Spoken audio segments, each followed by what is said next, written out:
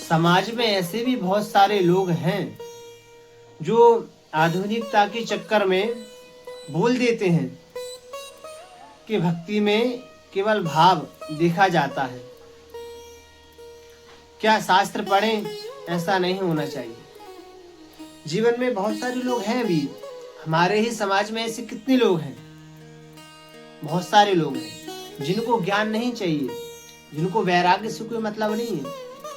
केवल भक्ति करो, बाद में आप कुछ भी करते रहो। आधुनिकता के चक्कर में ये बोल रहे हैं कि क्या शास्त्र पढ़ोगे, शास्त्र पढ़ने से क्या होगा। तो ये शास्त्र बनाए किसके लिए है?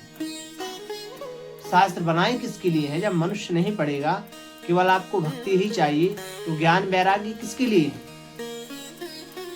अरे उन मूर्खों से बोलना चाहिए कि जो कहते हैं केवल भक्ति ही जीवन में होनी चाहिए। तो वृंदावन में भक्ति रो क्यों रही थी? उनको ये बताना चाहिए ना कि वृंदावन में भक्ति तो तरुण है, फिर क्या कारण है कि भक्ति वृंदावन में भी आकर रो रही है। और आजकल ये कह रहे हैं कि सिर्फ भक्ति करो, हो गया काम। क्या शास्त्र पढ़ोगे? क्या शास्त्र के चक्कर में जाते हो?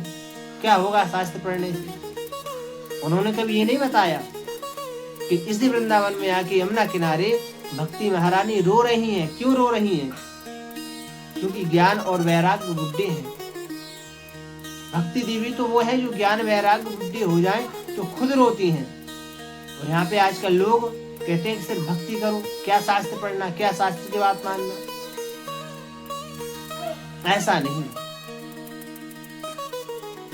भक्ति तो वह है जो ज्ञान को दुर्बल देखकर स्वयं रो पड़ी। वृंदावन में ज्ञान वैराग्य स्वस्थ नहीं हुए तो विदेश चली जाऊंगी, ऐसा भी भक्ति महारानी ने कहा नारद जी से। इदम स्थानम परित्यज्य विदेशम गम्यते मया। हे नारद जी, अगर मैं यहाँ पर मेरे ज्ञान वैराग्य स्वस्थ नहीं हुए तो मैं इस स्थान को भी छोड़कर विदेश चली जाऊंगी। ये किसने कहा? भक्ति महारानी ने कहा। ज्ञान के बिना भक्ति दुखी रहती है, भक्ति के बिना ज्ञान पतनकारी है। दोनों का आपस में संतुलन होना चाहिए। आपके जीवन में ज्ञान है तो भक्ति भी होना चाहिए, भक्ति है तो ज्ञान भी होना चाहिए। भक्ति के बिना ज्ञान पतनकारी है, दोनों का आपस में संतुलन होना चाहिए।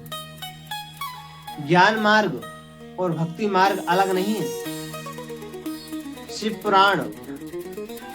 पुराण में महादेव ने बताया है, ज्ञान और भक्ति अलग देखने वाले मूर्ख हैं। शिव महापुराण में बताया है कि ज्ञान को और भक्ति को अलग अलग देखने वाले मूर्ख हैं। जैसे दोनों नेत्रों से आप दृश्य को अच्छे से देख सकते हैं, एक आंख से दृश्य अच्छा नहीं दिखता और दोनों आंखों से अलग अलग भी नहीं दिखता।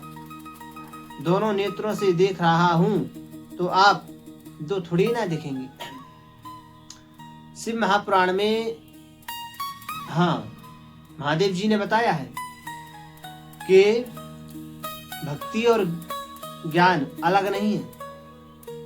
हम जैसे अपनी दो आंखों से एक दृश्य को देख रहे हैं, एक व्यक्ति को देख रहे हैं, तो वह दो आंखों से भी एक ही दिखेगा और एक आंख से भी एक ही दिखेगा। ऐसा नहीं है कि हम दो आंख से देख रहे हैं तो वह दो दिखेंगे, एक ही दिखेंगे। और एक आंख से देखो तो एक, दो आंख से देखो तो दो एक, तो भी दो आंख से भी एक दिखेगा, मतलब अच्छा दिखेगा।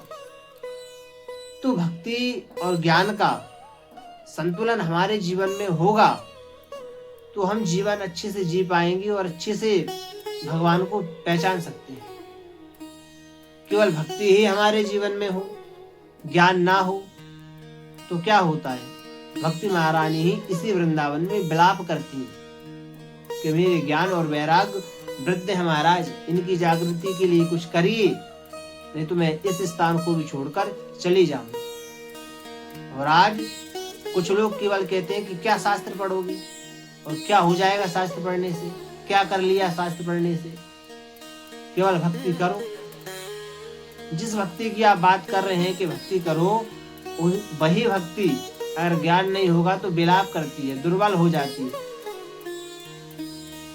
तो जीवन में ज्ञान भी हो, भक्ति भी हो, दोनों का संतुलन हो हमारे जीवन में। ज्ञान, वैराग, नयन और गारी, ये 2 आंखें हैं जीवन में। पर जिनको जो अच्छा लगता है केवल भक्ति करो, शास्त्र तो आपके लिए बने नहीं, ज्ञान तो आपके लिए बना नहीं, बस भक्ति बनी। भक्ति भी विलाप करती है, भक्ति भी दुर्बल पड़ जाती है जब व्यक्ति के जीवन में ज्ञान नहीं होता है।